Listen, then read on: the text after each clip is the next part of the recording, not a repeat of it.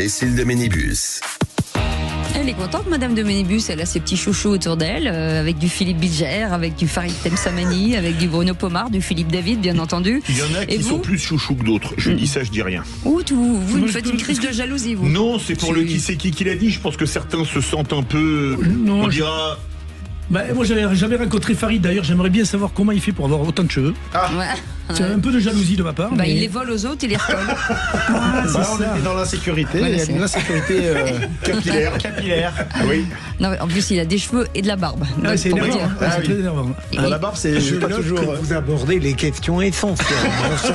Mais je trouve que c'est important de Une rire. question qui parle aux Français. Exact. Mais Voilà, c'est exactement ça. Je suis chauve, il est Bruno chevelu. Pomar, c'est un enquêteur. Hein, Oui, et puis ça, c'est sûr que ça passionne les auditeurs. La vraie question, c'est savoir pourquoi je suis chauve et lui chevelu.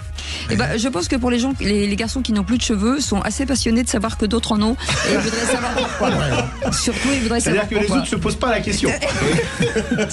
On pourra faire un débat un jour. Les chauves ont quelques avantages, dit-on, mais c'est de la calomnie. Oui. On dit que c'est des gens très intelligents, les chauves. Oui. Attention à la Oui, diffamation. Non, mais Il y a au chauve, moins pas les deux chauves qui se exceptions. rasent. On y va ou pas? On a fini le capillaire. On fera le torse demain. Allez, tout de suite. Seul contre tous. Les vraies voix Sud Radio. Seul Contre tous. Et c'est à vous de commencer, Farid Temsamani. L'IA fabrique des générations d'idiots.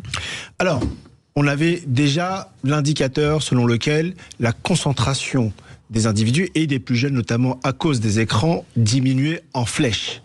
On avait également la problématique de comment subvenir énergétiquement à l'IA parce que ça pompe énormément d'énergie et que même notre pays n'est pas forcément n'a pas forcément les moyens de pouvoir fournir les data centers. Mais aujourd'hui, ce qu'on constate, c'est qu'avec les nouvelles applications d'IA, génératives notamment, vous avez toute une génération, si ce n'est pas plusieurs à mon avis, qui arrêtent aujourd'hui de raisonner et de réfléchir. Et là, c'est ma casquette de professeur qui vous dit ça, c'est qu'on s'aperçoit que les étudiants passent aujourd'hui de manière assez significativement justement le pas de l'IA. Or, qu'est-ce qui caractérisait la différence entre l'enseignement, la valeur ajoutée de l'enseignement, c'est justement la notion d'apprentissage. Je ne dis pas qu'il faut absolument supprimer l'IA, on pourra plus le faire. Elle va augmenter et elle a des bienfaits. Néanmoins, j'attire l'attention sur le fait que toute une génération, parce que lorsqu'on va s'en rendre compte d'un point de vue scientifique, il sera trop tard pour la génération actuelle. Vous avez toute une génération qui aujourd'hui ne produit plus l'effort, ne cherche plus à comprendre. Et ça va avoir des conséquences pour notre pays de manière très violente. L'IA, c'est un outil extraordinaire, à la seule condition qu'on le maîtrise. Or, aujourd'hui, vous avez, de manière par facilité... Et non l'inverse. Oui. Exactement. Je voudrais être provocateur par rapport à Farid, puisqu'il est prof. Il a peur d'être dépassé, Farid, j'ai l'impression, par l'IA. Absolument en fait. pas. Bah si, quelque part. Absolument Non pas. C'est une excellente chose, l'IA. Elle va automatiser un certain nombre d'actions, y compris chez les enseignants. La difficulté que l'on va avoir, notamment chez une partie des enseignants, c'est la facilité, c'est quoi? C'est on va lire quelque chose. Or, la valeur ajoutée d'un enseignant, c'est quoi? C'est la transmission d'un savoir, c'est la construction d'un cours complet. Et je peux vous garantir que les collègues, en fait, mènent énormément de temps là-dessus.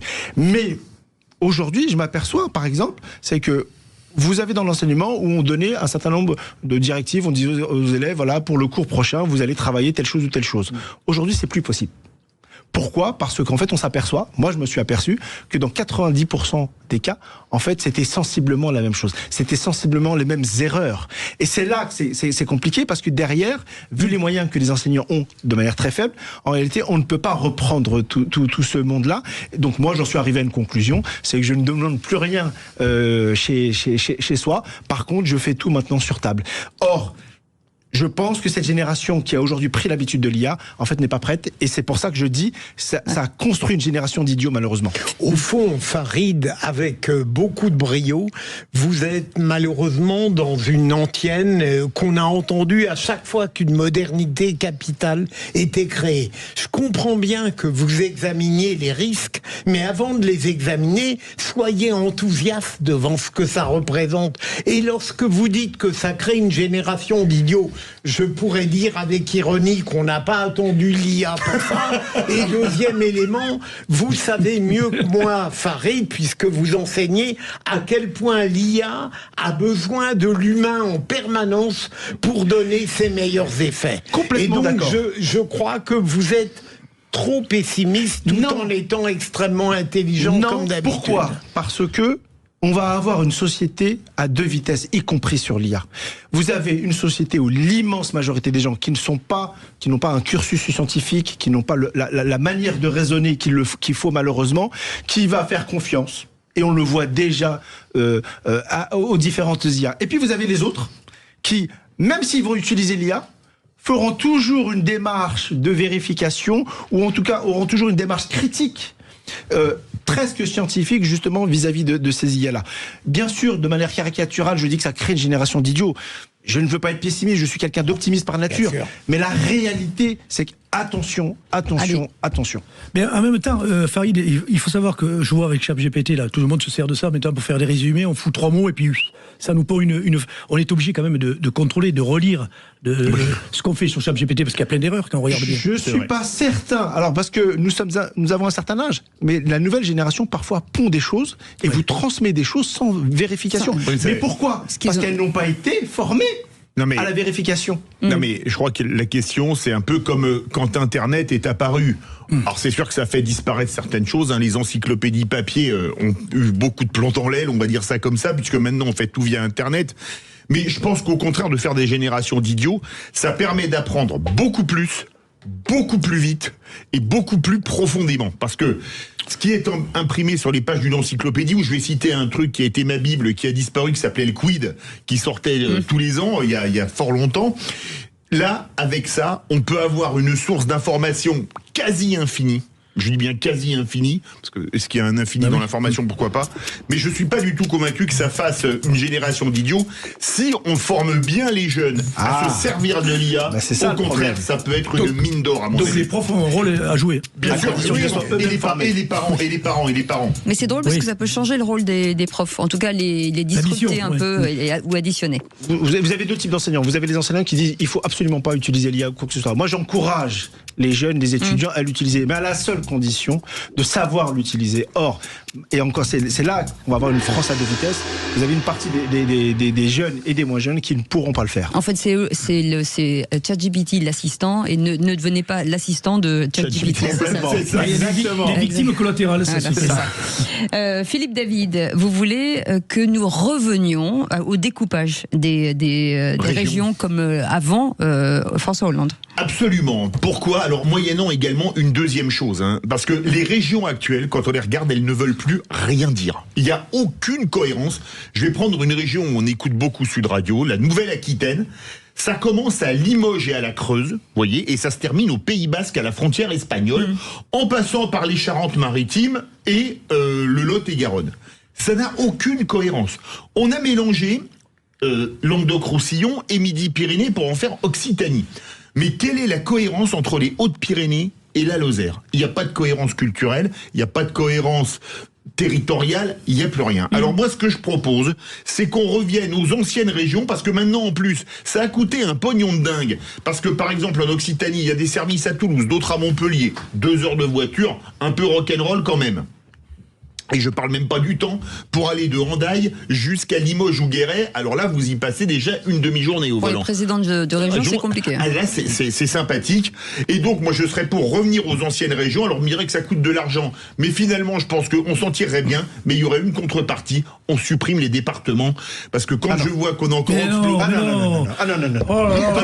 Je vous permettez, je termine l'argument qui tue sur les départements. Ils ont été fondés par Napoléon Bonaparte avec des préfectures à moins d'une demi-journée ou d'une journée de cheval de n'importe quel coin du département. Mon cher Farid Temsamani, mon cher Philippe Bilger, mon cher Bruno Pomar, si vous connaissez beaucoup de gens qui vont à la préfecture à cheval aujourd'hui, présentez-les-moi, je suis preneur.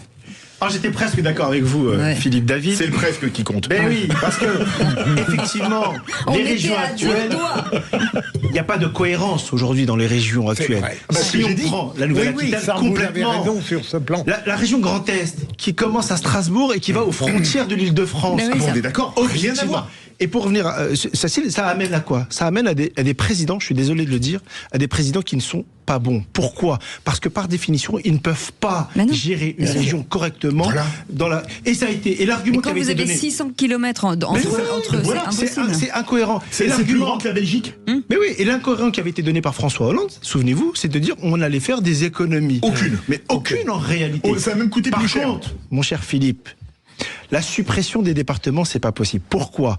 Même si l'argument, effectivement, de la durée de l'époque napoléonienne peut se justifier. La réalité, c'est qu'aujourd'hui, c'est une identité importante de notre pays et de nos territoires. Et c'est déjà assez compliqué pour ça, pour un certain nombre de populations, notamment les plus âgées. Si en plus on supprimait les départements, ça amènerait, à mon avis, plus de mal qu'autre chose. Je suis d'accord pour modifier notamment les régions. On a aussi rajouté une autre strate dans notre pays. Les métropoles qui sont un foutoir innommable. Oui. Alors c'est à lui. Notre pays, pour ça, a le chic pour créer des strates administratives. Alors que les intérêts, forcément, sont pas forcément là. La manière dont les régions ont été faites avec François Hollande, il faut se rappeler comment ça a été totalement improvisé. Il faudrait écouter André Valigny là-dessus. Il vous raconterait le détail de ce qui a été fait.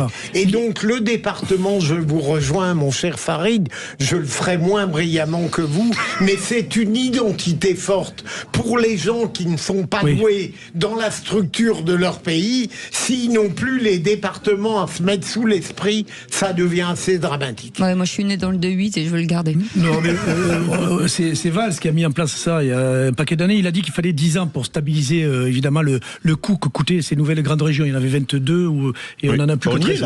On y est 13. On est parti à 13. Ouais, 13. Bon, maintenant, ce que dit Philippe David, il a envie de revenir. Non, c'est Philippe Bilger qui veut revenir aux anciennes régions. Mais Philippe, c'est moi. C'est toi? C'est nous tous. Bon, là, on est assez d'accord.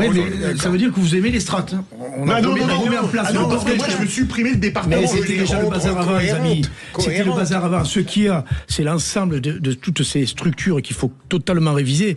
C'est vrai que moi, je suis plus pour les départements. Je vois au niveau de mon village, je travaille plus avec les départements qu'avec la région parce qu'on ne sait jamais à qui s'adresser. Mais à un moment donné, il faut arrêter d'en rajouter. Donc le fait de vouloir développer encore, de refaire 22, peut-être 30, allons-y. Non, mais j'en fais 25 et je supprime 100 départements. On fera la réforme Philippe David. Mais attendez, une cinquantaine de régions et une centaine de départements. Sur plein de choses. Mais vous savez où est-ce qu'elle est la confusion?